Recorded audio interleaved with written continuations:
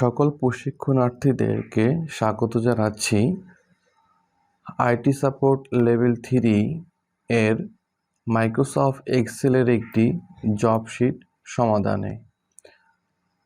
তো আপনারা দেখতে পাচ্ছেন আমাদের ডেস্কটপ স্ক্রিনে এখানে আইটি সাপোর্ট লেভেল 3 এর এক্সেলের একটি জব শিট রয়েছে। আজকে আমরা এটাকে সমাধান করব।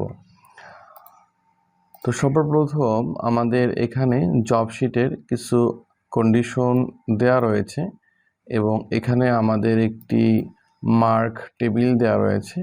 সো আমরা এই কন্ডিশন এবং মার্ক টেবিলের উপর ভিত্তি করে আমাদের সম্পূর্ণ কাজটা শেষ করব।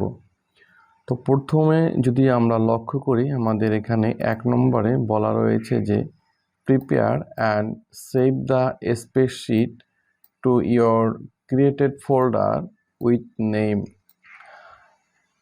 সো আমাদের ডেস্কটপে বা নির্দিষ্ট একটি লোকেশনে আমাদের নিজেদের নাম দিয়ে একটি ফোল্ডার তৈরি করতে বলা হয়েছে এবং সেই ফোল্ডারের ভিতরে আমাদের নাম এবং আন্ডারস্কোর দিয়ে মার্কশিট নামে একটি স্প্রেডশিট সেভ করার জন্য বলা হয়েছে। সো আমরা এই কাজটা সর্বপ্রথমে করব। আমরা চলে আসি এই কাজটা সম্পূর্ণ করার জন্য ডেস্কটপে আমরা আমাদের মাউসের রাইট বাটনে ক্লিক করব এবং এখান থেকে আমরা নিউতে ক্লিক করব এবং এখান থেকে ফোল্ডারে ক্লিক করব। তাহলে আমাদের সামনে আমাদের নিউ ফোল্ডারটা চলে আসবে এবং আমরা ফোল্ডারের নামটিকে পরিবর্তন করে আমাদের নিজেদের নাম দিয়ে দেব। তাহলে আমাদের একটি ফোল্ডার তৈরি হয়ে গেল এবং এই ফোল্ডারের ভিতরে আমরা চলে আসব। ফোল্ডারটাকে আমরা ওপেন করব। ওপেন করার পরে এই ফোল্ডারের ভিতরে আমরা একটি স্প্রেডশিট নিব। তো স্প্রেডশিট নেওয়ার জন্য আমরা ফোল্ডারের ভিতরে মাউসের রাইট বাটনে ক্লিক করব, এখান থেকে নিউতে ক্লিক করব এবং এখান থেকে মাইক্রোসফট এক্সেল ওয়ার্কশিট এটাকে সিলেকশন করে দেব এবং আমরা এটাকে রিনেম করে আমাদের নিজেদের নাম এবং আন্ডারস্কোর দিয়ে মার্কশিট লিখে দেব।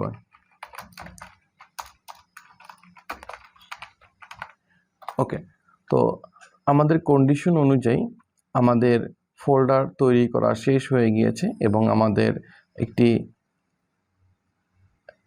ওয়ার্ড বুক বা স্প্রেডশিট নেওয়া হয়ে গিয়েছে। এর পরবর্তী ধাপগুলো আমরা ফলো করব। এরপর এখানে দেখতে পাচ্ছেন যে 2 নম্বর পয়েন্টে আমাদের এখানে বলা হয়েছে যে from give mark table field the result using the Excel function. So আমাদের যে এখানে যে মার্কের যে টেবিলটা রয়েছে সেই টেবিলের উপর ভিত্তি করে আমাদের এখানে যে ফাংশন এক্সেল ফাংশনগুলো দেওয়া রয়েছে এই ফাংশনগুলোর মাধ্যমে আমাদের টেবিলটাকে ফিল করার জন্য বলা হয়েছে। তো এই কাজটা করার জন্য সর্বপ্রথমে আমরা এই টেবিলটাকে আমরা আমাদের ওয়ার্কশিটের ভিতরে নিয়ে নেব। সো ইতিপূর্বে আমি একটি ওয়ার্কশিট আগে থেকে তৈরি করে রেখেছি, আমরা সেই ওয়ার্কশিটটাকে নিয়ে আসলাম এবং এ পর্বে আমরা ওয়ার্কশিটটাকে প্রথমে ওপেন করে নেব। আপনারা দেখতে পাচ্ছেন যে আমাদের জবের ভিতরে যেভাবে সাজানো ছিল সেভাবে আমরা আমাদের টেবিলটাকে সুন্দর করে আমাদের ওয়ার্কশিটের ভিতরে সাজিয়ে নিয়েছি এবং এপাশে আমাদের জবের ভিতরে ফাংশনগুলো দেয়া ছিল সেই ফাংশনগুলো আমরা টেবিল আকারে সাজিয়ে নিয়েছি এখানে যেগুলো দেয়া রয়েছিল 2 নম্বর পয়েন্টে। সো এবার আমরা প্রত্যেকটা পয়েন্ট ধরে ধরে কাজ করব। আমরা সর্বপ্রথম চলে আসি আমাদের এক্সেলের যে ওয়ার্কশিট রয়েছে ওয়ার্কশিটের ভিতরে যদি লক্ষ্য করি তাহলে আমরা দেখতে পাবো যে আমাদের ওয়ার্কশিটের ভিতরে আমাদের এখানে প্রথমে রোল নম্বর, তারপরে আমাদের নাম, গ্রেড, নামের পরে রয়েছে জেন্ডার, তারপরে রয়েছে সেকশন, মার্ক, রেজাল্ট এবং এর পাশে আমাদের এখানে প্রথমে দেখতে পাচ্ছি টোটাল মার্ক, তারপর হচ্ছে হাইয়েস্ট, লোয়েস্ট। সেভাবে কিন্তু আমরা এগুলোকে সুন্দর করে সাজিয়ে নিয়েছি। এবার আমরা এগুলোকে সমাধান করব। তো সর্বপ্রথম আমরা দেখব এখানে যে 1 নম্বর যে এতে যে দেওয়া রয়েছে সেখানে বলা হয়েছে এখানে বলছে total mark. So total mark বের করার জন্য বলা হয়েছে তো টোটাল মার্ক বের করার জন্য আমরা এই টোটাল যে সেল রয়েছে তার সামনের সেলে চলে আসব এবং এই সেলের ভিতরে আমাদের যে এই টোটাল মার্কটা রয়েছে এই মার্কের যোগফলটা আমরা এই সেলের ভিতরে এখানে আমরা নিয়ে আসব। সো আমরা জানি যে আমরা যদি কোনো সংখ্যা যদি আমরা যোগফল বের করতে চাই তাহলে আমরা সাম ফাংশন ব্যবহার করি। তো আমরা এখান থেকে সামকে কল করব এবং আমরা এখান থেকে আমাদের এই মার্কের রেঞ্জটাকে দিয়ে দেব, ব্র্যাকেট ক্লোজ করব, ইন্টার দেব, তাহলে হচ্ছে আমাদের এই মার্কের যে টোটাল সেটা কিন্তু আমাদের এই পাশে চলে আসবে। সো আমরা এখান থেকে আমাদের টোটাল মার্কটা বের করতে পেরেছি। এরপরে দ্বিতীয় নম্বর বি নম্বর কলামে এখানে বলা হয়েছে যে ম্যাক্স মার্ক। সো সব থেকে বড় মার্কটা বের করার জন্য বলা হয়েছে। সো আপনারা দেখতে পাচ্ছেন যে হাইয়েস্ট মার্ক নামে আমাদের এখানে একটি কলাম রয়েছে। সো এই কলামে আমাদের সামনে এইখানে এই ঘরের ভিতরে এই যে মার্কের ভিতরে সব থেকে বড় বা বেশি যে মার্কটা রয়েছে সেই মার্কটা আমরা এখানে চাচ্ছি, যেটা আমাদের ডায়নামিকলি যাতে হয়, অটোমেটিক যদি আমরা এখান থেকে মার্কগুলোকে পরিবর্তন করি এবং তার ভিতরে সব থেকে বড় যে মার্ক সেটা কিন্তু অটোমেটিকলি আমাদের এখানে চলে আসবে। সো আমরা জানি যে আমরা সব থেকে বড় সংখ্যা বের করার জন্য ম্যাক্স ফাংশনের ব্যবহার করে থাকি। ম্যাক্স ফাংশন শুধুমাত্র সব থেকে বড় সংখ্যা রেঞ্জের ভিতর থেকে সব থেকে বড় সংখ্যা খুঁজে বের করার জন্য ব্যবহার করা হয়। সো আমরা এখান থেকে প্রথমে ইকুয়ালকে কল করে এবং এখানে আমরা ম্যাক্স ফাংশনকে কল করব এবং ম্যাক্স ফাংশনে কল করার পরে আমরা এখান থেকে আমাদের টোটাল মার্কের রেঞ্জটাকে দিয়ে দেব, ব্র্যাকেট ক্লোজ করব এবং ইন্টার দেব। আপনারা দেখতে পাচ্ছেন যে আমাদের এখানে বলা ছিল যে হাইয়েস্ট মার্ক, আর আমাদের এই যে টোটাল মার্কের ভিতর থেকে সব থেকে বড় যে সংখ্যা বা মার্কটা রয়েছে সেটা হচ্ছে 95, যেটা কিন্তু আমাদের এই হাইয়েস্ট মার্কের এইখানে কিন্তু চলে আসলো। তো আমরা এখানে ম্যাক্সটা ব্যবহার করেছি। এরপর পরবর্তীতে আমাদের এখানে বলা হয়েছে যে লোয়েস্ট মার্ক। সো আমরা এখান থেকে লোয়েস্ট মার্কটা বের করব। আপনারা দেখতে পাচ্ছেন যে শীটের ভিতরে আমাদের এখানে যেভাবে সাজানো ছিল সেভাবে কিন্তু আমরা এখানে সাজিয়ে রয়েছি। সো আমরা এখন এখানে দেখে দেখে কাজগুলো সম্পূর্ণ করব। তো আমাদের এখানে বলা হয়েছে lowest mark. So lowest mark বলতে হচ্ছে আমাদের এই টোটাল এই যে মার্ক রয়েছে এই মার্কের ভিতরে সব থেকে ছোট বা কম যে মার্ক রয়েছে সেটাকে আমরা এই লোয়েস্ট মার্কের এখানে সামনে দেখতে চাই। সো আমরা জানি যে সব থেকে ছোট সংখ্যা বের করার জন্য আমরা মিন ফাংশনের ব্যবহার করে থাকি। তো আমরা এখান থেকে প্রথমে মিন ফাংশনকে কল করব। মিন ফাংশনে কল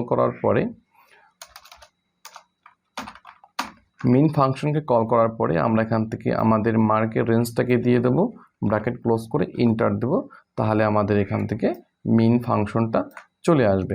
সো আমাদের মিন ফাংশন চলে আসলো।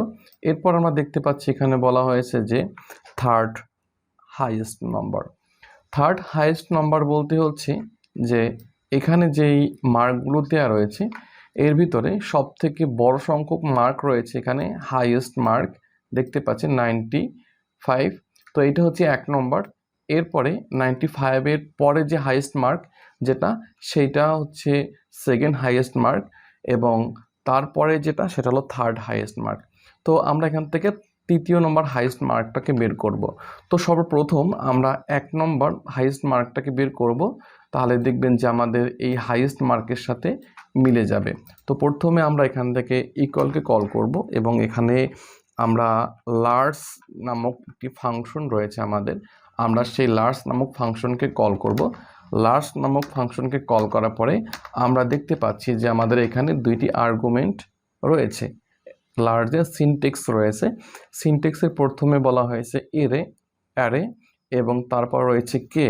সো অ্যারের জায়গায় আমরা আমাদের এই মার্কের রেঞ্জটাকে দিয়ে দেব এবং কমা দেব। কমা দেওয়ার পরে কে আমরা বলে দেব যে আমরা কততম হাইয়েস্ট মার্কটাকে চাচ্ছি। সো আমরা যদি এখানে 1 নম্বর হাইয়েস্ট মার্ক দিই, ব্র্যাকেট ক্লোজ করে ইন্টার দিই, আপনারা দেখতে পাবেন যে আমাদের 1 নম্বর বা সব থেকে বড় হাইয়েস্ট মার্ক যে 95 ছিল সেটার সাথে কিন্তু আমাদের 1 নম্বর হাইয়েস্ট মার্ক কিন্তু মিলে গেছে। তো যেহেতু আমাদের এখানে প্রশ্নে ছিল যে 3 নম্বর হাইয়েস্ট মার্ক, তাহলে অবশ্যই আমাদের এইখানে যে k-তম যে মার্ক 1 দিয়েছিলাম, অবশ্যই আমরা সেখানে অনের পরিবর্তে 3 করে দেব, তাহলে আমাদের তৃতীয় নম্বর হাইয়েস্ট মার্কটা চলে আসবে। সো আপনারা দেখতে পাচ্ছেন এখানে আমাদের 3 নম্বর হাইয়েস্ট মার্কটা চলে আসলো। আমাদের এই যে মার্কের ভিতর থেকে 3 নম্বর যে হাইয়েস্ট মার্ক সেটা হলো 80। এরপর দেখতে পাচ্ছেন যে সেকেন্ড লোয়েস্ট মার্ক, এখানে বলছে সব থেকে এই আমাদের মার্কের ভিতরে সব থেকে ছোট সংখ্যক যে মার্কটা রয়েছে সেটা আমরা এখানে নিয়ে আসতে চাচ্ছি। সো এটার জন্য আমরা এখান থেকে স্মল ফাংশনকে কল করব। তারপর স্মল ফাংশনের ভিতরে আপনারা লক্ষ্য করলে দেখতে পাবেন এখানে প্রথমে রয়েছে অ্যারে, তারপর রয়েছে কে। সো অ্যারের জায়গায় আমরা আমাদের টোটাল এই মার্কের রেঞ্জটাকে সিলেকশন করে দেব এবং কে হচ্ছে কততম লোয়েস্ট মার্ক। সো আমরা চাচ্ছি যে সেকেন্ডতম লোয়েস্ট মার্ক, আমরা সেই জন্য এখান থেকে 2 দিয়েছি। এবার আমরা ব্র্যাকেট ক্লোজ করে ইন্টার প্রেস করব, তাহলে আপনারা দেখতে পাবেন যে এখানে সব থেকে যে লোয়েস্ট মার্ক রয়েছে দ্বিতীয় নম্বর, সেটা কিন্তু আমাদের এখানে চলে আসলো। সো প্রথম লোয়েস্ট মার্ক সেটা ছিল আমাদের 25 এবং সেকেন্ড যে লোয়েস্ট মার্ক সেটা কিন্তু আছে 30। তো দেখতে পাচ্ছেন যে আমরা কিন্তু সেকেন্ড লোয়েস্ট মার্কটা কিন্তু এখানে নিয়ে আসতে পেরেছি। এরপরে বলেছে যে এখানে মোস্ট ফ্রিকোয়েন্স মার্ক বলতে হচ্ছে যে আমাদের এই মার্কের রেঞ্জের ভিতর থেকে যেই মার্কটা সব থেকে বেশিবার এসেছে সেইটাই মূলত হচ্ছে মোস্ট ফ্রিকোয়েন্স মার্ক। সো আমরা এই মোস্ট ফ্রিকোয়েন্স মার্কটাকে বের করার জন্য আমরা এখানে একটি ফাংশনকে কল করব। তো প্রথমে ইকুয়ালকে টাইপ করে আমরা এখান থেকে লিখব যে MODE মোড, এখানে দেখতে পাচ্ছেন মোড সিগন্যাল ডট সিঙ্গেল, এই যে নিচে দেখতে পাচ্ছেন মোড ডট সিঙ্গেল, আমরা এই ফাংশনকে কল করব এবং আমরা এখান থেকে আমরা এই রেঞ্জটাকে দিয়ে দেব এবং ব্র্যাকেট ক্লোজ করে ইন্টার প্রেস করব। তাহলে দেখবেন যে আমাদের এখানে সব থেকে বেশি যে সংখ্যাটা বা যেইটা সব থেকে বারবার এসেছি সেটা কিন্তু 80। দেখতে পাচ্ছেন যে 80 হলো একবার দুইবার, তো এখানে একটি মার্ক যেটা 80 দুইবার এসেছে, মানে একাধিকবার এসেছে, সেই জন্য কিন্তু আমাদের মোস্ট ফ্রিকোয়েন্সি বা যেটা সব থেকে বারবার বা বেশিবার এসেছে সেটা কিন্তু আমাদের এখানে চলে আসলো। এরপর আমাদের এখানে বলা হয়েছে যে অ্যাভারেজ মার্ক। সো আমরা জানি যে এটার গড়টাই মূলত অ্যাভারেজ, তো আমরা খুব সহজে অ্যাভারেজ ফাংশন ব্যবহার করে আমরা গড়টাকে এখানে নিয়ে আসতে পারি। তো আমরা এখান থেকে অ্যাভারেজকে কল করব এবং এখান থেকে আমরা মার্কের রেঞ্জটাকে দিয়ে দেব, ব্র্যাকেট ক্লোজ করে ইন্টার প্রেস করব, তাহলে কিন্তু আমাদের অ্যাভারেজটা চলে আসবে। এরপরে এখানে বলা হয়েছে রাউন্ড অ্যাভারেজ। সো রাউন্ড অ্যাভারেজটা আমি আপনাদের একটু ক্লিয়ার করি। আমি এই জন্য নতুন একটা শিট ওপেন করছি এখানে। সো রাউন্ড জিনিসটা আপনাদের যদি আমি একটু ক্লিয়ার করতে যাই তাহলে আপনারা বুঝবেন সহজে। যেমন আমরা যদি বলি যে 1.75735, সো এটা লেখার পরে এখন যদি আমাকে বলা হয় যে আপনি এখান থেকে রাউন্ড করবেন 2 সংখ্যার, তাহলে আমাদের রেজাল্টটা যেটা দাঁড়াবে সেটা আমি এখানে লিখে দিচ্ছি। তাহলে আমাদের যেহেতু 2 ঘর, তাহলে আমরা এখান থেকে আমাদের রেজাল্টটা এভাবে হবে 1.75 পরিবর্তে 7 হবে, এখানে 5 পরিবর্তে 6 হবে। কারণ হচ্ছে আমাদের রাউন্ড যেহেতু আমাদের এই 2 ঘর, আর এই 5 দ্বিতীয় নম্বর ঘরের পরবর্তীতে যদি 5 থেকে বড় কোনো সংখ্যা থাকে তাহলে সেই সংখ্যা এই 5 সাথে 1 যুক্ত হবে। তো এটা আশা করি বুঝতে পারছেন। এটাকে আমি আরও একটা এক্সাম্পল দিই আপনাদের, তাহলে আরও সহজে বুঝতে পারবেন। যদি আমাদের এভাবে হয় 1.716, যদি এভাবে হয় তাহলে এবার যদি আমাকে রাউন্ড করতে বলে 2 ঘর, তাহলে আমি এভাবে করব 1.72, তার মানে এই 1 পরিবর্তন হয়ে 2 হয়ে গেছে, এটাই মূলত হলো রাউন্ড। সো এবার আমরা কাজে আসি, তাহলে আমরা সহজে বুঝতে পারবো। সো আমরা যদি এখানে অ্যাভারেজকে কল করি, দেন আমরা এখান থেকে এই টোটাল অ্যাভারেজটা দিয়ে দিই, ইন্টার প্রেস করি এবং এটাকে সিলেকশন করে আমরা যদি এখান থেকে ইনক্রিজ ডেসিমেল দিয়ে দিই, তাহলে আপনারা দেখতে পাচ্ছেন যে এখানে অনেকগুলো 2 2 2 এভাবে চলে আসতেছে। তো যেহেতু আমাদের সেকেন্ড 2 ডিজিট রাউন্ড করার জন্য বলছে, তাহলে আমরা যেটা করব যে এই অ্যাভারেজ ফাংশনটাকে এর আগে এবং ইকুয়ালের পরে আমরা টাইপ করব রাউন্ড টাইপ করার পরে রাউন্ডের হচ্ছে সিনটেক্স হচ্ছে প্রথম নাম্বার, তারপর হচ্ছে নাম্বার ডিজিট। সো নাম্বারের ভিতরে আমরা অ্যাভারেজটাকে রাখবো এবং কমা দেব, এরপর নাম্বার ডিজিট। সো আমরা এখানে 2 দেব, যেহেতু আমাদের 2 ডিজিটের কথা বলা হয়েছে। ব্র্যাকেট ক্লোজ করে আমরা এখান থেকে ইন্টার প্রেস করব, তাহলে দেখবেন শুধুমাত্র যে ডটের পরে 2টা সংখ্যা নেবে, তারপরে যদি অন্য কোনো সংখ্যা, এমন কোনো সংখ্যা থাকে যে বারবার রিপিট হচ্ছে, সেটা কিন্তু অটোমেটিকলি 0 হয়ে যাবে। সো আমরা এবার এটাকে সিলেকশন করে আমরা ডেসিমেল ডিক্রিজটা করে দিই, তাহলে দেখতে পাচ্ছেন আমাদের রাউন্ড ফাংশন কিন্তু হয়ে গেল। আশা করি আপনারা রাউন্ড ফাংশন নিয়ে একটু পড়াশোনা করলে আরও সহজে বুঝতে পারবেন। এরপর এখানে বলা হয়েছে নাম্বার অফ স্টুডেন্ট। সো এটা আমরা খুব সহজেই বের করতে পারি। এখান থেকে আমরা যদি কাউন্ট ফাংশন বা কাউন্ট এ ফাংশন ব্যবহার করি, তাহলে খুব সহজেই বের করতে পারবো। তো আমরা এখানে ইকুয়ালকে কল করে এবং কাউন্ট ফাংশনকে কল করে আমরা এখান থেকে যদি আমাদের রোল নাম্বারটাকে সিলেকশন করে দিই, ব্র্যাকেট ক্লোজ করে ইন্টার প্রেস করি, তাহলে কিন্তু আমাদের নাম্বার অফ স্টুডেন্টটা এখানে চলে আসবে। এরপর আমরা দেখব যে এখানে বলা হয়েছে যে total mark of section A. So আমাদের এই সেকশন এর ভিতর থেকে, এখানে সেকশন রয়েছে তার ভিতরে যে এ রয়েছে, এই এর সামনে যে মার্কগুলো রয়েছে শুধুমাত্র এইগুলো আমাদের যোগ করতে বলা হয়েছে। যদি আমাদের এখানে এই বিকে পরিবর্তন করে এ করে দিই, তাহলেও যেতে আমাদের এই সংখ্যাটা এর সাথে যোগ হয়ে যায়। সো এভাবে আমাদের ফাংশনটা তৈরি করতে বলা হয়েছে। সো এই জন্য আমরা এখানে প্রথমে সাম ইফ ফাংশনকে কল করব।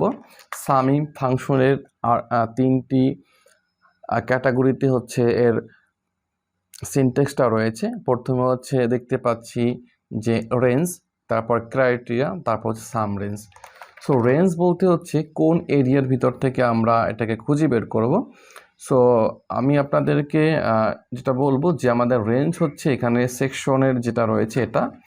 সো আমরা এখান থেকে সেকশনের এই এরিয়াটাকে বা আমরা রেঞ্জ হিসেবে দিয়ে দেব, তারপর কমা দেব। কমা দেওয়ার পরে বলা হয়েছে যে ক্রাইটেরিয়া। সো ক্রাইটেরিয়া হচ্ছে যে ওই রেঞ্জের ভিতরে আমরা এ সেকশনটাকে খুঁজবো, সেই জন্য আমরা ডাবল কোটেশনের ভিতরে এটাকে দিয়ে দেব। এবার আমরা কমা দেব। এরপর বলছে সাম রেঞ্জ। সো সাম রেঞ্জ হচ্ছে আমাদের এই টোটাল মার্কটা। তাহলে হলো যে আমাদের প্রথমে বলছে রেঞ্জ। রেঞ্জ বলতে হচ্ছে আমাদের এই সেকশনের এটা রেঞ্জ আমরা দিয়ে দিয়েছি। এবার ক্রাইটেরিয়া হচ্ছে এই সেকশনের ভিতর থেকে আমরা এ খুঁজবো, এই জন্য এটা হচ্ছে আমাদের ক্রাইটেরিয়া।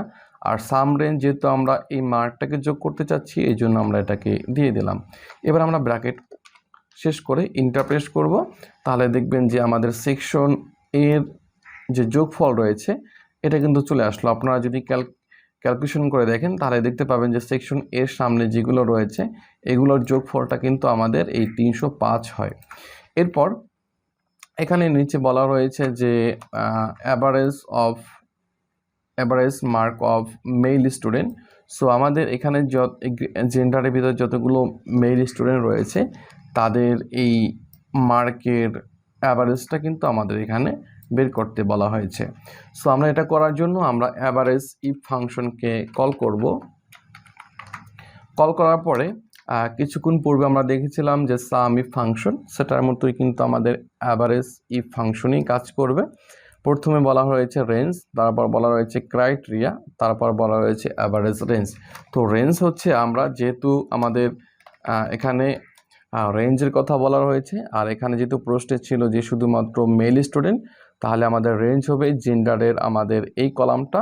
দেন আমরা কমা দেব। কমা দেওয়ার পরে যেখানে আমাদের বলা হয়েছে ক্রাইটেরিয়া, আর ক্রাইটেরিয়া হচ্ছে যেহেতু আমাদের এখানে মেল স্টুডেন্টকে আইডেন্টিফাই করে খুঁজে বের করার জন্য বলা হয়েছে, এই জন্য আমরা ক্রাইটেরিয়া এখানে লিখে দেব মেল, ডাবল কোটেশন দেব, কমা দেব। এবার বলছি অ্যাভারেজ রেঞ্জ। সো আমরা এখান থেকে আমাদের মার্কের এই রেঞ্জ কলামটা দিয়ে দেব, তাহলে আমাদের অ্যাভারেজ রেঞ্জটা হয়ে যাবে।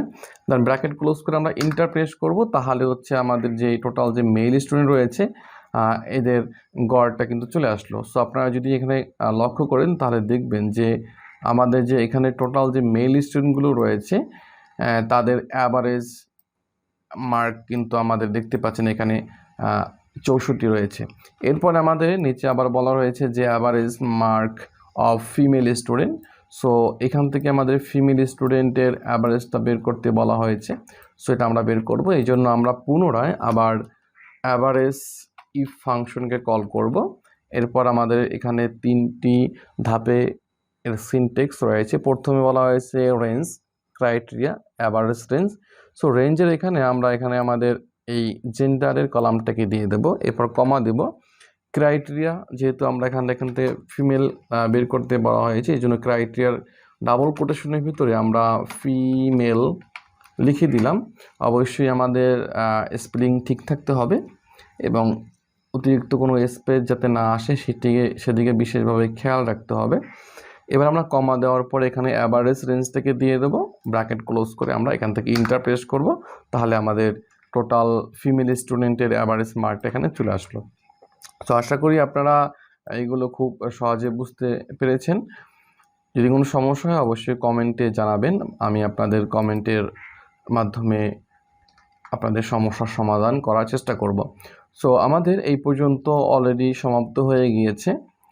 এরপর আমাদের এখানে এম নম্বর কলামে বলা হয়েছে যে show pass and fail status according to mark, minimum pass mark হচ্ছে 33।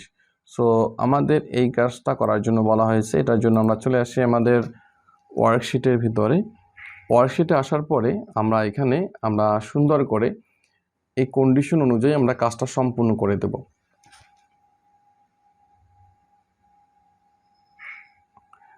তো যেহেতু বলা হয়েছে যে আমাদের এখানে যে মার্ক রয়েছে এই মার্কের ভিতরে যদি কেউ 33-এর থেকে কম পায় তাহলে সে ফেল, আর আদারওয়াইজ আমাদের এখানে পাস চলে আসবে। সো আমরা এই কাজটা করব। এখানে দেখতে পাচ্ছেন আমাদের এই কলামটা রয়েছে, এই কলামের ভিতরে আমরা প্রথম সেলে কাজ শুরু করব। এই জন্য আমরা প্রথম সেলে কার্সর রাখবো এবং ইফকে কল করব। ইফকে কল করার পরে লজিক্যাল টেস্ট আমরা জানি ইফের সিনটেক্স হচ্ছে প্রথমে লজিক্যাল টেস্ট, তারপর হচ্ছে লজিক্যাল টেস্ট যদি সঠিক হয় তাহলে ভ্যালু ইফ ট্রু, আর লজিক্যাল টেস্ট যদি ফলস হয় তাহলে ভ্যালু ইফ ফলস প্রদর্শন করবে। সো লজিক্যাল টেস্টের এখানে আমরা একটা লজিক দেব, সেটা আমরা বলবো যে আমাদের এই যে মার্কের সেল অর্থাৎ E2 সেল যদি 33-এর থেকে ছোট হয় তাহলে আমাদের সামনে 33 থেকে যদি বড় হয় তাহলে আমাদের পাস প্রদর্শন করবে। তাহলে আমরা এখানে ডাবল কোটেশনের মধ্যে পাস লিখে দিলাম, আর আদারওয়াইজ আমাদের এখানে ফেল প্রদর্শন করবে। সো আমরা ডাবল কোটেশনে লিখে দিলাম, ব্র্যাকেট ক্লোজ করে ইন্টার প্রেস করলাম। এবার আমরা এটাকে ফিল হ্যান্ডেলের মাধ্যমে নিচ পর্যন্ত ফিল করে দেব। আপনারা দেখতে পাচ্ছেন যে আমাদের এখানে যেই মার্ক 33-এর থেকে ছোট বা কম রয়েছে সেটি কিন্তু আমাদের এখানে ফেল দেখাচ্ছে, আর যেগুলো 33-এর থেকে বড় রয়েছে সেগুলো কিন্তু আমাদের পাস দেখাচ্ছে। তো আশা করি আপনারা এটা বুঝতে পেরেছেন। সো এটা হচ্ছে আমাদের আইটি সাপোর্টের একটা জব। আমরা জানি যে আইটি সাপোর্টের যে জবগুলো থাকে মাইক্রোসফট এক্সেলের, এই জবগুলো একটু সহজ হয়, বেশি জটিল হয় না। কম্পিউটার অপারেশনের মতো অত কঠিন হয় না, খুব সহজ একটি জব ছিল। আপনারা যদি কয়েকবার ভিডিওটা দেখেন এবং প্র্যাকটিস করেন আশা করি আপনাদের এই কাজটা সম্পূর্ণ করতে বা এই জবটা সম্পূর্ণ করতে কোনো ধরনের সমস্যা হবে না। এরপরও যদি আপনারা কোনো ধরনের সমস্যার সম্মুখীন হন অবশ্যই আমাকে কমেন্টে জানিয়ে দেবেন, আমি আপনাদের সমস্যার সমাধান দেওয়ার চেষ্টা করব। সবাই ভালো থাকবেন, সুস্থ থাকবেন, নিরাপদে থাকবেন, বেশি বেশি প্র্যাকটিস করবেন। সমস্যা হলে অবশ্যই কমেন্টে জানাবেন।